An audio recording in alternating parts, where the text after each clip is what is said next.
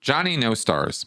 Just watched your latest Q&A, and the question about flunking and bull baiting suddenly brought up a personal memory from pro-TRs. Since blinking always means a flunk, is there a certain acceptable rate at which one is allowed to blink, or when does it become too much? Since birth, I've had dry eyes that cause me to blink a lot more often than people normally do, unless I use moisturizing eye drops.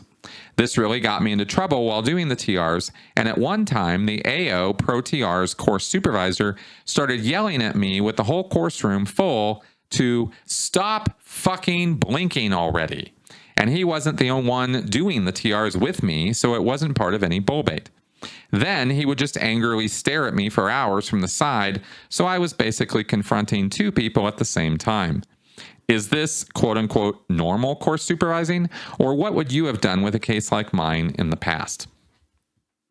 All right, Johnny, thank you for this question. Yeah, somebody was making a mountain out of a molehill with you on that, that's for sure. There was a bulletin issued in the early 90s, actually, when the Pro TRs course was sort of revised and gone over, and they pulled a whole bunch of new information up on critiquing TRs and on Blinkless TRs. And there was a bulletin issued about it, which specifically stated that sitting there trying not to blink was itself not being there comfortably confronting.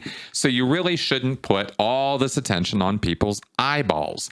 He then, of course, being Hubbard, couldn't help himself. He threw a double bind in there of course, any competent auditor can easily do a 2-hour blinkless confront, but it's not required in order to get a pass on the drill. Thank you, Ron, for making me feel like a schmuck, because I can't sit here for 2 hours without blinking, because any truly competent auditor can do it. But this supervisor you mentioned in your example was completely off the rails to be yelling at you like that, especially in the middle of the course room. That was just rude. I wonder if I know who that supervisor was.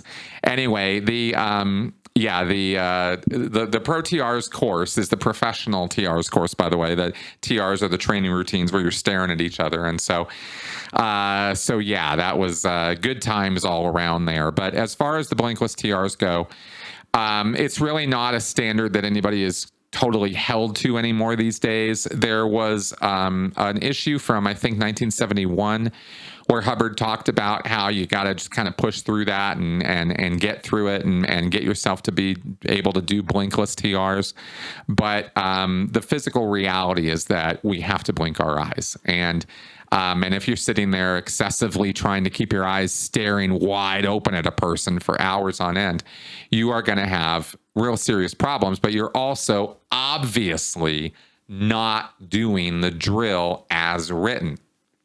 So, you have to, the most important thing about TR0, whether it's TR0, TR0, OTTR0, TR0, TR0 bullbait, the most important part of what you're trying to learn in doing that drill is to learn how to just sit there and be comfortable doing that.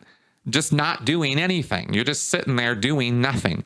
And the idea is to get comfortable doing that so that you can audit somebody for hours and not be distracted by your butt hurting or feeling like you've been stuck in this room for too long, or you can't stand sitting there for another minute and this pre-clear is just driving you crazy.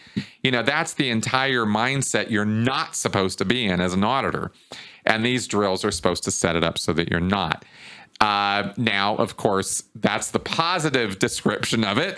The negative description, of course, is that, you are purposefully putting yourself into a trance state, and that might not necessarily be such a great idea either.